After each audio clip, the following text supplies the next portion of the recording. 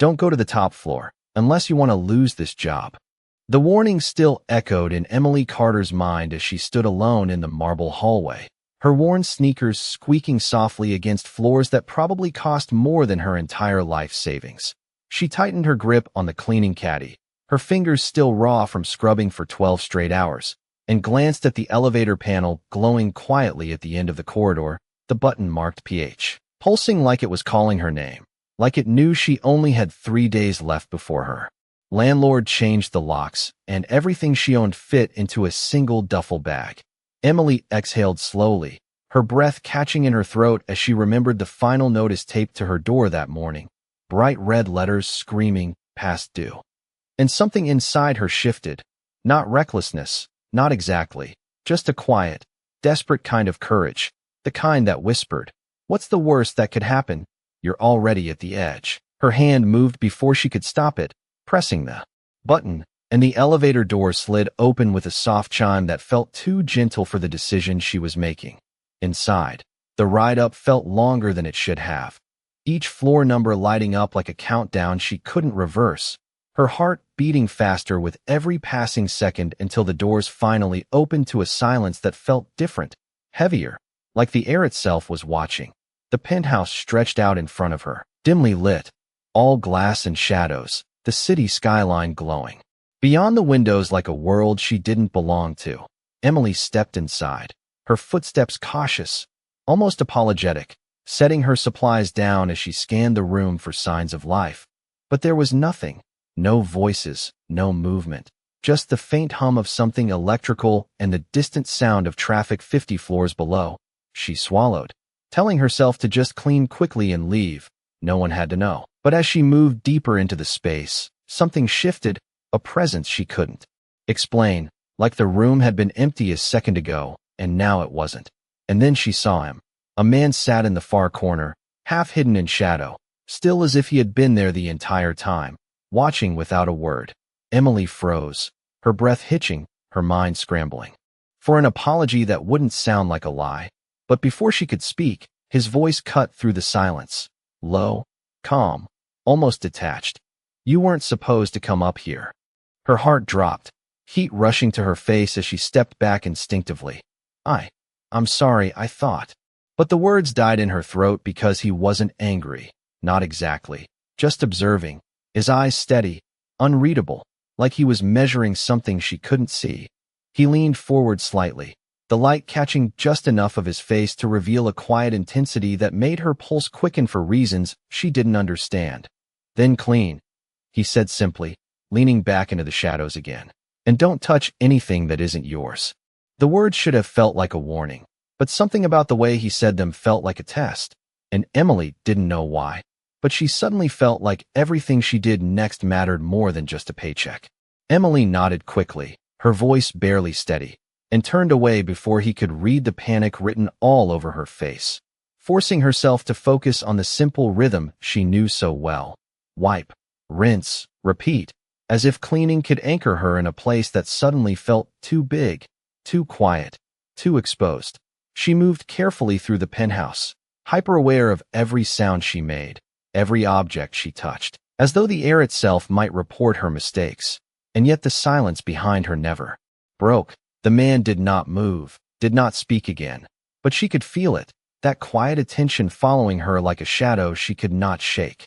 Minutes passed, maybe longer, time stretching thin as she worked, until she reached the edge of a sleek glass table near the center of the room and froze for a second, her eyes catching on something that did not belong to her world, a thick envelope, unsealed, resting casually beside a set of keys, the corner slightly lifted as if it had been placed there in a hurry or perhaps on purpose. She hesitated, her hand hovering just inches away, not to take it. But because it was impossible not to notice, the crisp edge of $100 bills visible inside, more money than she had seen in months, maybe longer, her stomach tightening as the thought slipped in uninvited. 1 bill could cover groceries, 2 could buy her time, 10 could keep her from sleeping in her car next week. Her fingers curled slowly into her palm, pulling back as if the envelope might burn her, and she exhaled quietly, forcing her attention back to the surface of the table. wiping around it carefully without disturbing a single thing. Behind her, there was the faintest shift, not a step, not a sound she could clearly name, but enough to remind her that she was not alone, that this moment was not invisible, and for a brief second, she wondered if that had been the point all along.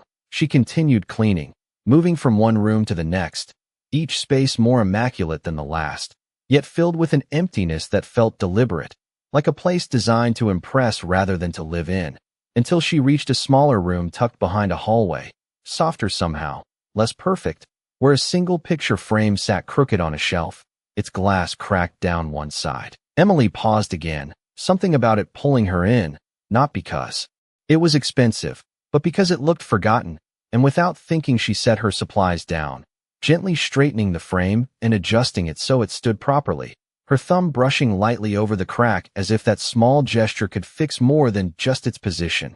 She stepped back, studying it for a moment, then turned to leave when his voice came again, closer this time. "Why did you do that?" he asked, not accusing, just curious, and she swallowed, caught off guard.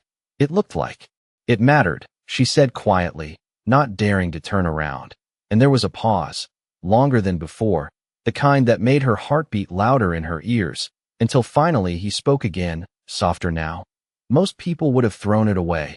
And Emily shook her head slightly, a small, almost invisible movement. "Some things are not meant to be replaced," she replied, her voice steady despite everything, and this time, the silence that followed felt different, less like observation, and more like something had just shifted in a way neither of them fully understood. The silence stretched between them, but it no longer felt empty. It felt intentional, like something unseen had shifted its weight and was watching more closely now, and Emily forced herself to keep moving, picking up her supplies again as if nothing had happened, though her heartbeat had not quite settled. She moved back into the main living area, her eyes briefly flicking toward the glass table where the envelope still sat exactly as before, untouched, unchanged, almost too perfect, and this time she did not even slow down, as if acknowledging it again might mean failing some rule she could not name. Behind her, she sensed him move for the first time, not fully, just a subtle change in presence, like he had leaned forward or shifted his stance, and it made her straighten instinctively, focusing harder on her work, determined to leave no trace of hesitation. Minutes passed, and then his voice came again, closer than before. "You have been doing this long?" he asked, not as a statement, but as if he genuinely wanted to know, and Emily glanced over her shoulder for just a second before returning to the surface she was wiping. "Since I was 17, she answered, her tone calm, though there was a quiet weight behind. It pays the bills," she added after a beat, softer this time. And there was a pause, as if he was considering that answer more deeply than most people would. "And that is enough for you?" he asked, and she almost smiled at that, not because it was funny, but because it was so far from simple. "It has to be," she said, then hesitated, her hand slowing just slightly. "For now," she added, the words slipping out before she could stop them. There was something about the way he stood there, listening without interrupting, that made it easier to speak than it should have been, easier than it had been in a long time. And for a moment, she forgot that she was not supposed to be here, that he was not supposed to be anything more than a silent presence. "I was saving to start my own cleaning business," she continued, surprising even herself. "Nothing big, just a few clients, something steady, something that is mine." And she let out a small breath, almost a laugh, though there was no humor in it. "But life does not always wait for your plans," she finished, her voice quiet again. Behind her, there was another pause, longer this time, and when he spoke again, his voice had changed just slightly, less distant, more thoughtful. "And if you had the chance," he asked, "would you still choose that?" And Emily nodded without turning, her answer immediate. "Yes," she said, because that part at least had never changed. "I do not need much, just something honest," she added, her fingers tightening briefly around the cloth in her hand. The room fell quiet again, but this silence felt heavier, not uncomfortable, but full, like something important had just been placed between them without either of them fully acknowledging it. And then, almost as if on cue, there was a soft sound behind her, a faint rustle, followed by the unmistakable slide of paper against glass. Emily turned slightly this time, just enough to see from the corner of her eye as he stepped away from the table, leaving the envelope exactly where it had been, but now slightly closer to the edge, more visible, more tempting, as if the test had not ended, only deepened, and for the first time, she understood that this was not just a job anymore. It was something else entirely, something she had walked into without realizing, and she did not know why, but she had this sudden, unshakable feeling that whatever she did next would change more than just the next 3 days of her life. Emily did not move right away, her eyes fixed on the faint shift of the envelope now sitting just a little too close to the edge, like it had been placed there for her to notice again, for her to think about it longer than she should, and she felt that quiet pull return, not temptation exactly, but pressure, the kind that builds slowly, asking the same question in different ways. She turned back to her work instead, pressing the cloth firmly against the surface in front of her, focusing on the small, controllable details, the streak of dust disappearing under her hand, the soft scent of cleaner filling the air, anything to keep her mind from wandering back to what she knew was still there. Behind her, the silence held, but it felt sharper now, more deliberate, like every second she did not react was part of something she could not see. After a moment, she set the cloth down and moved toward the kitchen area, her steps steady, her posture calm, as if she had already made her decision. And there was nothing left to consider. She filled a glass with water, the sound of it pouring loud in the stillness, and for a brief second she wondered if he would say something. If this was the moment he would push further, but he did not, and that somehow made it harder, because it meant the choice was entirely hers. She turned, walking back past the table without slowing, without looking, placing the glass down on the counter behind her as she picked up her supplies again, continuing her work like the envelope did not exist. Time passed in that quiet rhythm until she reached the final section of the living room, her movements slower now, more deliberate, as if she was aware that this moment was closing, that whatever this was would not last much longer. She finished wiping the last surface and stood there for a second, taking in the room, the perfect stillness of it, the untouched envelope, the man still watching from the shadows, and something in her settled, a quiet certainty she had not felt when she first stepped off that elevator. She walked back toward the entry, gathering her things, her footsteps echoing softly against the marble, and just before she reached the door, his voice came again, stopping her in place. "You saw it," he said, not a question, and Emily turned this time, meeting his gaze for the first time fully, her expression calm but firm. "Yes," she answered, because there was no reason to pretend otherwise. He studied her for a moment, his eyes searching, as if he was looking for something deeper than her words. "And you did not take it," he continued, and she shook her head slightly. "It is not mine," she said simply, her voice steady, and for a second, neither of them moved, the space between them filled with something unspoken. Then he stepped forward just enough for the light to catch more of his face, revealing a faint shift in his expression, something close to approval, though he did not say it outright. "Most people would have found a reason," he said quietly. And Emily held his gaze, not defensive, not proud, just honest. "I do not need a reason to keep what is not mine," she replied.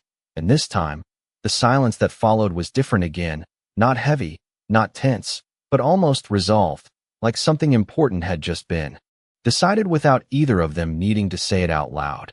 And as she turned to leave, she could not explain why, but she had the distinct feeling that this was only the beginning of something she had not intended to start. Emily stepped out into the hallway, the door closing softly behind her, but the silence of the penthouse seemed to follow her all the way to the elevator, lingering in her thoughts as the numbers slowly counted down, each floor bringing her closer to the reality waiting outside. The overdue rent, the empty fridge, the uncertainty that had not disappeared just because she had done the right thing. When the doors opened, the building felt different again, louder, more ordinary, like stepping out of one world and back into another. And she exhaled, adjusting the strap of her bag as she made her way toward the exit, telling herself it was just another job, just another client. Even if nothing about it had felt normal.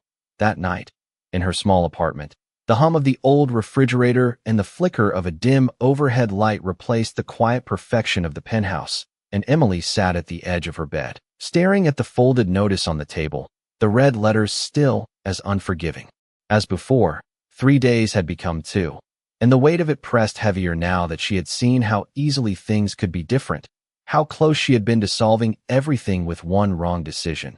She shook the thought away, pushing herself up to check her phone, scrolling through missed calls and job listings, none of them promising, none of them enough, until a new message appeared, simple, direct, from an unknown number, same time tomorrow. It read, nothing more, and for a moment, she just stared at it, her brow furrowing slightly, because she had not been told she was needed again, no instructions, no confirmation, just that one line, and somehow she knew exactly who it was from.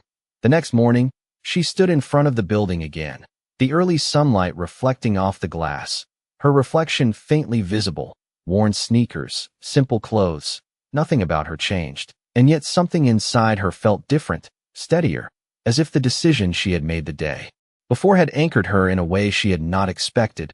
She entered without hesitation this time, the routine already familiar, the elevator ride still quiet but no longer uncertain, and when the doors opened to the top floor, the same stillness greeted her, the same quiet presence waiting somewhere inside. She stepped into the penthouse, setting her supplies down in the same place as before, her movements more confident now, less cautious, though she still felt that awareness, that sense of being observed. As she began to work, she noticed something almost immediately. Small but intentional. The envelope was gone from the table, replaced instead by something else, a neatly folded stack of cash sitting in plain view. Not hidden, not subtle, but obvious, impossible to ignore, and beside it, a single note with just 2 words written clearly, "For you." Emily paused, her hand hovering midair, her breath slowing as she read the words again, and something tightened in her chest. Not temptation this time, but something more complicated, because this was different. This was not forgotten money or an accident. This was an offer, a decision placed directly in front of her. She glanced toward the far end of the room, where he stood again, just as quiet, just as still, watching without saying a word, and for a moment, the entire space seemed to hold its breath, waiting to see what she would do, and Emily realized that whatever this was, whatever he was doing, it was not over, not even close, and this next choice might matter even more than the last. Emily did not move for a long moment, her eyes fixed on the small note resting beside the stack of cash, the words "For you" sitting heavier than anything she had seen the day before, because this was no longer a question of temptation. It was a direct offer, clear, intentional, and impossible to misunderstand. Her fingers tightened slightly around the cloth in her hand as she let out a slow breath, her mind racing through everything she needed, everything she was about to lose, the rent, the food, the fragile line she was trying to hold together, and for a brief second, the simplest answer felt dangerously close. Just take it. No one would blame you. It was given, not taken. But something deeper held her in place, something quieter but stronger, the same instinct that had pulled her hand back the day before, and she finally lifted her gaze, meeting his eyes across the room. He had not moved, not stepped closer, not said a word, just watching, waiting, as if this moment mattered more than anything else. Emily walked forward slowly, each step deliberate, until she reached the table, the cash still untouched, the note still waiting, and she picked it up carefully, reading it once more before setting it back down exactly where it had been. Her movements calm, controlled, leaving no sign of hesitation. Then, without looking at the money again, she turned and continued cleaning, as if nothing had changed. The silence behind her shifted, not broken, but altered, like something had just tipped in a direction that could not be undone, and after a few seconds, his voice came, quieter than before, but carrying something new beneath it. "It was meant for you," he said, not pressing, just stating it plainly, and Emily paused, her back still to him, considering her words carefully before answering. "I am already being paid to do a job," she said, her voice steady. "That is enough." And there was a faint pause, longer than expected, before he spoke again. Most people would not say that, and this time she allowed herself a small breath, almost a smile, though he could not see it. Most people are not about to lose everything, she replied honestly, and then she turned slightly, just enough for him to hear the truth in her tone. Which is exactly why it has to matter, she added. The room fell quiet again, but this silence felt different, heavier with meaning, as if something unspoken had just been confirmed.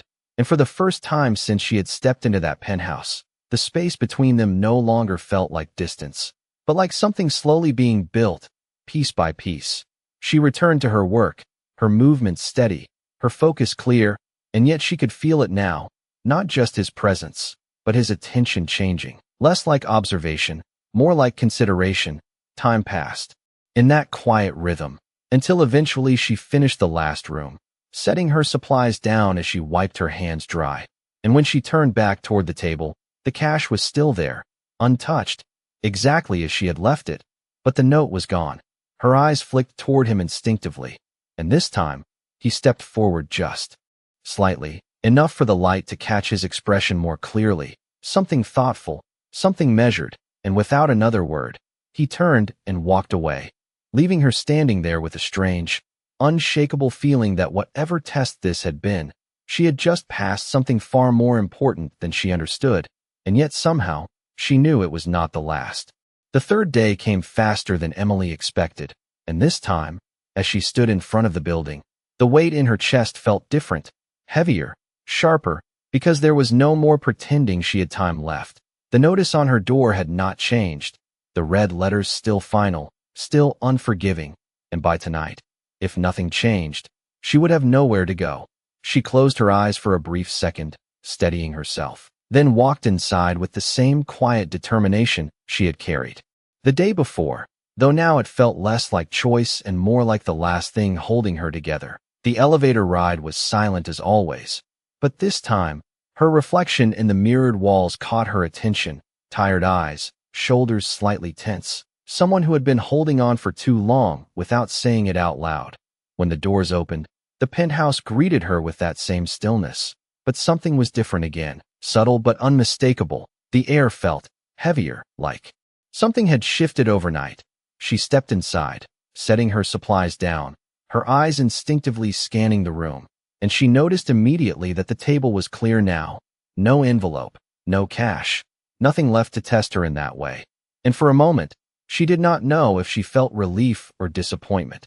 She began to clean, her movements automatic, practiced, but her mind kept drifting, not to the money, but to him, to the way he had watched, the way he had spoken, the questions he had asked that no one ever asked her, and she could not explain why, but it had stayed with her longer than it should have. She was wiping down the kitchen counter when she heard footsteps behind her, more deliberate this time, not hidden, not distant, and when she turned, he was closer than before, standing in full light for the first time, his presence no longer just a shadow in the corner. There was something different in his expression, less guarded, more direct, and, for a moment, neither of them spoke, the silence stretching but no longer uncomfortable. Then he said something she did not expect. "You do not have to come back tomorrow," his voice calm, almost neutral, but the words landed heavier than they should have, and Emily felt her chest tighten slightly, not because she had expected anything, but because she had not realized how much this had begun to matter. She nodded slowly, processing it. "I understand," she replied, her voice steady though. Something inside her shifted, like a door quietly closing. She turned back to her work, finishing what she had started, but the rhythm felt different now, less certain, like she was moving toward an ending she had not prepared for. After a few minutes, he spoke again, his tone quieter this time. "What will you do?" he asked, and the question caught her off guard, not because it was difficult, but because it was real, more real than anything else that had happened here. She paused, her hands resting lightly on the counter, and for a moment, she did not answer, because the truth was not something she usually said out loud. "I will figure it out," she said finally, her voice soft but firm, not hopeful, not defeated, just honest. There was a long silence after that, the kind that seemed to stretch further than the room itself, and when she turned slightly, she saw him watching her again, but this time, there was no distance in it, no test, just something quieter, something almost conflicted. She finished cleaning shortly after, gathering her things with the same care as always. And when she walked toward the door, she hesitated for just a second, not turning, not speaking, just standing there as if something unspoken was still waiting in the space behind her.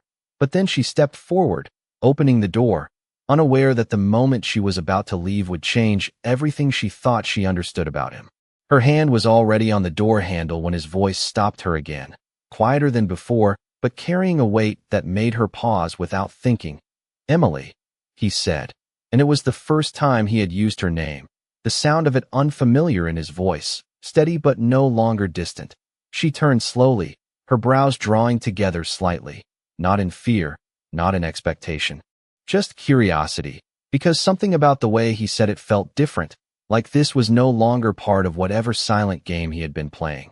He took a step closer into the light, his expression more open than she had ever seen it, though still controlled, still careful, as if every word mattered more than it should. "You said you would figure it out," he continued, his tone even, but there was something beneath it, something almost hesitant, and Emily nodded faintly, her fingers loosening from the door handle as she faced him fully now.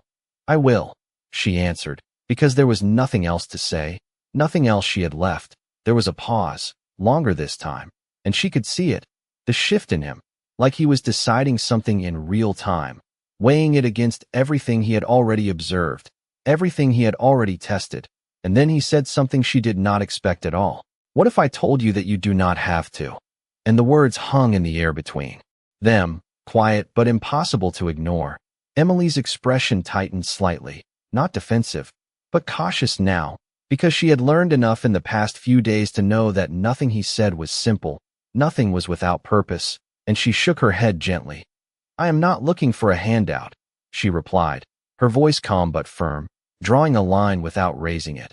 He held her gaze, not surprised, not offended, just acknowledging it, as if this response was exactly what he had anticipated. And for a second, something almost like approval flickered in his eyes again.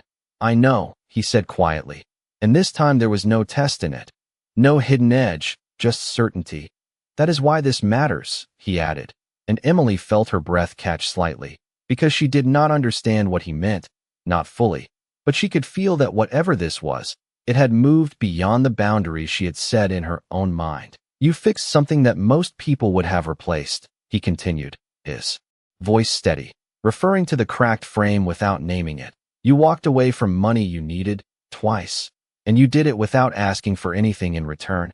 And Emily looked at him, her confusion now mixed with something deeper, something more uncertain, because she had not done those things for him. She had done them because she could not do anything else and still recognize herself. "That is not common," he said, softer now, almost to himself, and then his gaze returned to hers, more direct than ever before. "And it is not something I ignore." And for the first time, the space between them felt charged, not with tension, but with something shifting into place. Emily swallowed, her mind trying to catch up, trying to understand what he was offering without offering it outright, and she shook her head slightly. "I just did my job," she said, because that was the truth she could hold on to, the only one that made sense. He studied her for a moment longer, then gave a small, almost imperceptible nod, as if confirming something final, something he had been building toward from the moment she stepped off that elevator. And then he said, "Tomorrow morning, be here at 8, his tone returning to something more neutral, but the weight of it still there, still undeniable. "If you want to see what comes next," he added, not as a command, not as a promise, but as a choice placed back in her hands. Emily stood there, caught between everything she knew and everything she did not, her heart beating just a little faster as she realized that walking away now would be easier, safer, but staying might change everything. And for the first time since this all began, she did not feel like she was being tested. She felt like she was being invited into something she did not yet understand. Emily did not sleep much that night, the quiet of her small apartment pressing in around her as she lay awake staring at the ceiling, replaying his words over and over in her mind, not as a promise, not even as an offer, but as something more unsettling, a possibility she could not fully define. "Be here at 8, he had said, "if you want to see what comes next," and the more she thought about it, the less it felt like a simple choice. because walking away would mean returning to the version of her life she already understood, the overdue rent, the uncertainty, the constant calculation of what she could afford to lose, while going back meant stepping into something unknown, something that had already begun to change. The way she saw things. By morning, the sky was still pale with early light when she stood outside the building again, her breath steady but her thoughts anything but, and for a brief second, she hesitated, her hand tightening slightly around the strap of her bag, because this was the moment where she could still turn around, still choose the familiar struggle over whatever this was. But then she exhaled and stepped forward, pushing through the doors without looking back. The lobby was quiet at that hour, the polished floors reflecting the soft glow of overhead lights.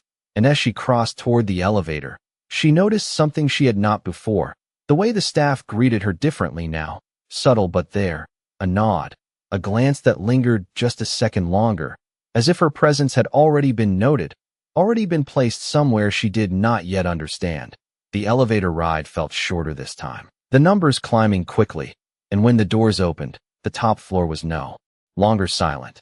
Voices echoed faintly from down the hall, low and controlled, the kind of voices that carried authority without needing to raise their volume. And Emily slowed her steps instinctively, her heart picking up as she moved toward the open space ahead.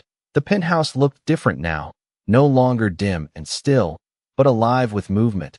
A small group of sharply dressed people standing near the far end of the room, tablets in hand, speaking in clipped, precise tones as they reviewed something she could not see. She stopped just inside the doorway, unsure for the first time since she had started coming here, her presence suddenly out of place in a way it had not been before. And then she saw him. He stood at the center of it all, no longer in shadow, no longer silent, his posture straight, his voice calm but commanding as he spoke to the people around him, each word measured, each instruction followed without question. Emily felt something shift in her chest, not shock. Exactly, but recognition, like pieces of something she had not been trying to solve suddenly clicking into place. He turned slightly, his gaze moving across the room until it found her, and for a brief second, the conversation around him seemed to pause, not fully, but enough that the space between them felt clear, undeniable. There was no hesitation in his expression now, no distance, just certainty. And as he stepped forward, leaving the others behind, Emily realized with a quiet, undeniable clarity that whatever she had thought this was before, she had only been seeing a fraction of it, and that the man who had been watching her in silence was not just observing anymore. He was revealing something far bigger than she had been prepared to understand. Emily stood frozen for a moment, her mind struggling to reconcile the man she had spoken to in quiet, shadowed rooms with the one now standing in front of a team that clearly answered to him without question. And as he approached her, the shift in him was impossible to ignore, not just in how he carried himself, but in how the entire room seemed to move around him, adjusting, waiting, responding.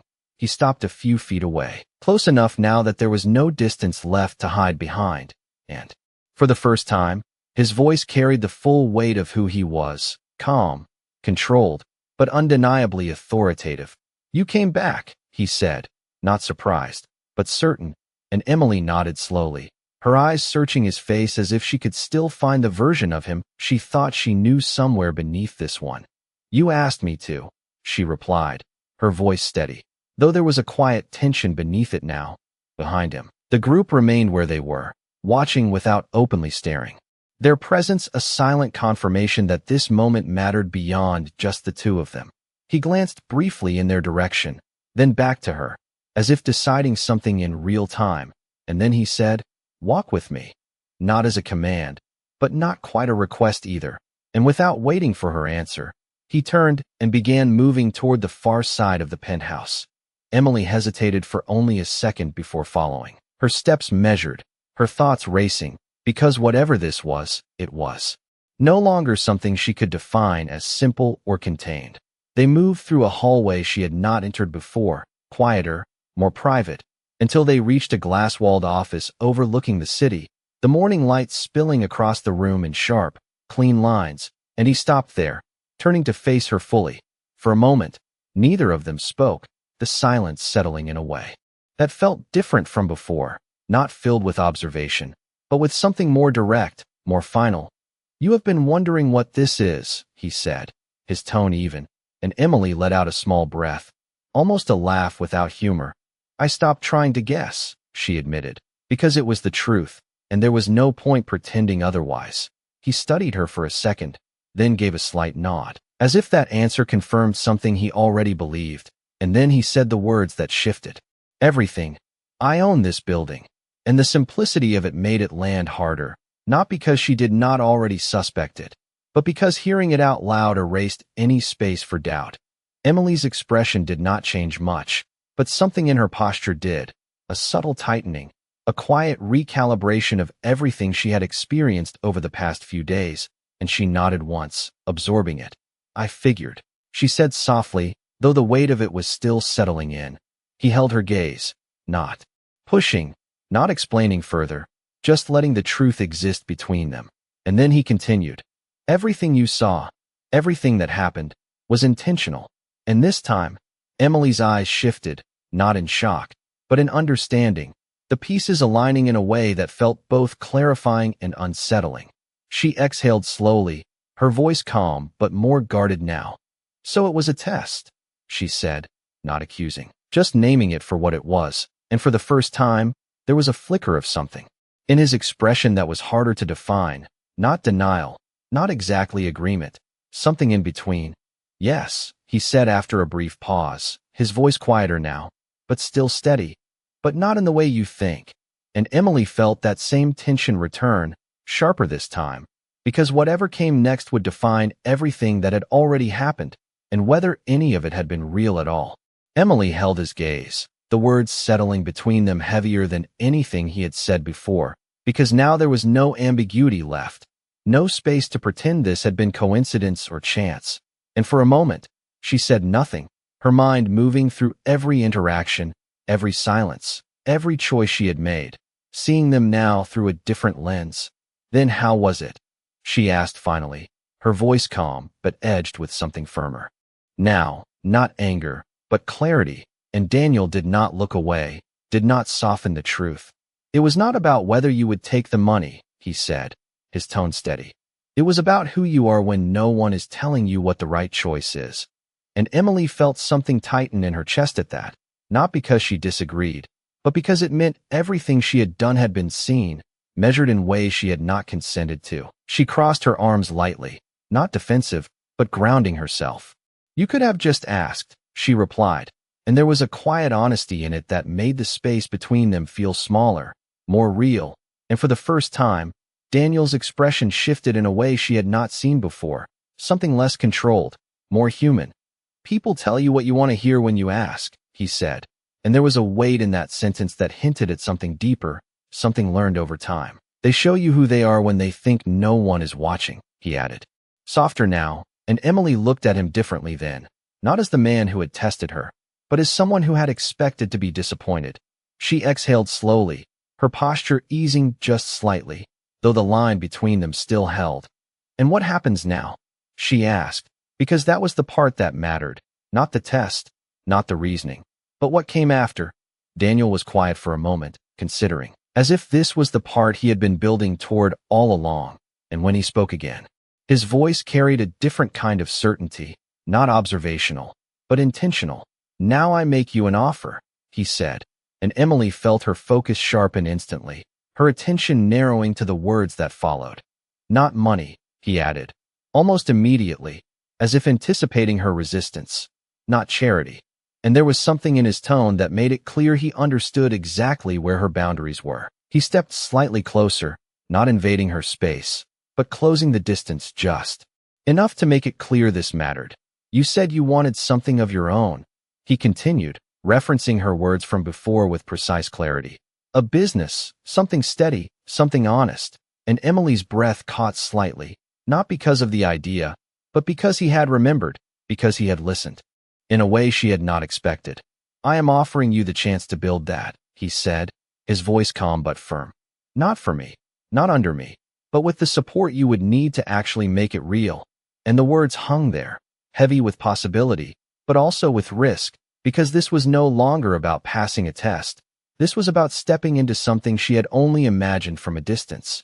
Emily looked at him, her thoughts racing, her instincts pulling in different directions, because part of her wanted to walk away, to reject the entire situation as something she had not asked for. But another part, quieter but undeniable, recognized the weight of what he was offering, not as a handout, but as a door she had never been able to reach before. "Why me?" she asked finally, her voice softer now, not doubtful, but searching for something deeper than opportunity, and Daniel held her gaze without hesitation. His answer simple, but carrying more truth than anything else he had said. "Because you already proved you would not take the easy way out," he said, and for the first time, Emily felt the full impact of everything that had happened, not as a test she had endured, but as a path she had unknowingly walked toward this exact moment. Emily did not answer right away, his words still echoing in her mind, not because she did not understand them, but because she did, and that was exactly what made this moment so difficult. She looked away briefly, her gaze drifting toward the glass wall where the city stretched endlessly below, people moving through their lives, making choices that seemed simple from a distance, but never felt that way when you were standing inside them. "You are offering me something I have wanted for a long time," she said finally, her voice steady but quieter now, more reflective, and Daniel did not interrupt, did not push, just waited, as if he understood that whatever she said next mattered more than anything he could add. She turned back to him slowly, her expression composed but thoughtful. "But you are also the one who decided I was worth testing," she continued, not accusing, not harsh, just stating the truth as she saw it. And for a brief second, something in his expression tightened, not defensively, but as if he recognized the weight of that distinction. "You watched me struggle," she added, her voice still calm. "You knew I needed that money." And she paused, letting that reality sit between them, not as blame, but as context.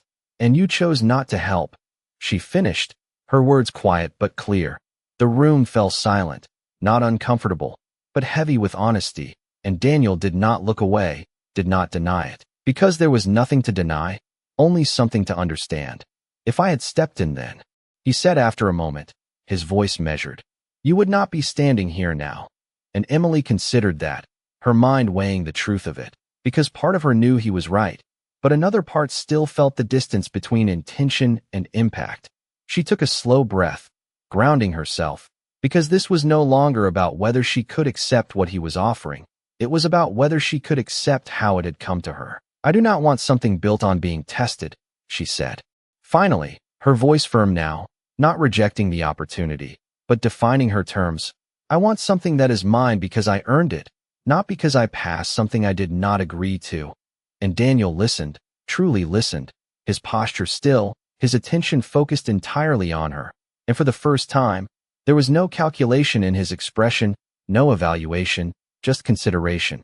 He stepped back slightly, not retreating, but giving her space, acknowledging the line she had drawn, and when he spoke again, his tone had shifted, less controlled, more open.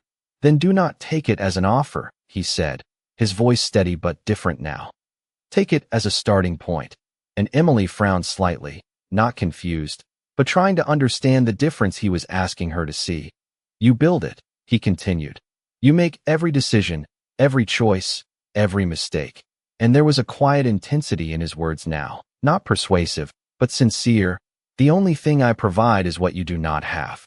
Yet, the resources, the space, the time." And he paused, letting that settle. "Everything else is yours to earn," he finished. Emily held his gaze, her thoughts moving through his words, testing them the way he had tested her, searching for anything that felt conditional, anything that felt like it came with a hidden cost. But there was nothing obvious, nothing immediate, just the weight of possibility and the risk that came with it. "And if I say no?" she asked quietly, because she needed to know that part too, needed to understand where her choice truly stood, and Daniel did not hesitate. "Then nothing changes," he said simply. "You walk out that door, and your life continues exactly as it would have." And there was no threat in it, no pressure, just truth. Emily nodded slowly, absorbing that. Because for the first time since this had begun, the decision felt entirely hers, not shaped by a test, not influenced by expectation, just a choice standing in front of her, waiting to be made. And as she stood there in the quiet of that room, she realized that whatever she chose next would not just change her situation, it would define who she was willing to become. Emily stood there in the quiet of the glass-walled office, the city stretching endlessly behind her. But for the first time in a long time, her focus was not on what she might lose, it was on what she could choose. She took a slow breath, letting the weight of everything settle. The past few days, the tests, the silence, the unexpected offer, and then she looked at Daniel, not as a billionaire, not as someone who had controlled the situation, but as a man who had finally stepped out of the shadows and placed the decision entirely in her hands. "If I do this," she said, her voice calm but firm, "it will not be because you offered it." And he did not interrupt, did not correct her, just listened. "It will be because I decide to build something, and I decide how it is built," she continued, drawing the line clearly, not rejecting him, but defining the terms she could live with. Daniel nodded once, slowly, a quiet acknowledgement that carried more respect than any promise, and in that moment, something shifted between them again, not a test, not a transaction, but a mutual understanding. Emily held his gaze for a second longer, then gave a small nod of her own, not dramatic, not emotional, just certain. "Then I will come back tomorrow," she said, and the words felt different this time, not uncertain, not reactive, but chosen. The tension in the room eased, in a way that was almost imperceptible, but real, and Daniel stepped aside slightly, not leading, not directing, just allowing the moment to move forward on her terms. Later that day, as Emily stepped out of the building, the sunlight hit her differently, not because anything around her had changed, but because something inside her had. The weight of uncertainty was still there, the challenges had not disappeared, but now there was something else alongside it, something steadier, something she had not felt in a long time: direction. That night, she returned to her small apartment, the same flickering light, the same quiet space, but when she looked at the notice on the table, it no longer felt like an ending. It felt like a line she was about to cross. The next morning, when she walked back into the building at exactly 8 o'clock, she was no longer the girl who had stepped into the wrong place by accident. She was someone who had been given a choice and had decided to take it on her own terms. Upstairs, the penthouse was already alive again. But this time, when she entered, she did not hesitate, and as Daniel turned to face her, there was no distance left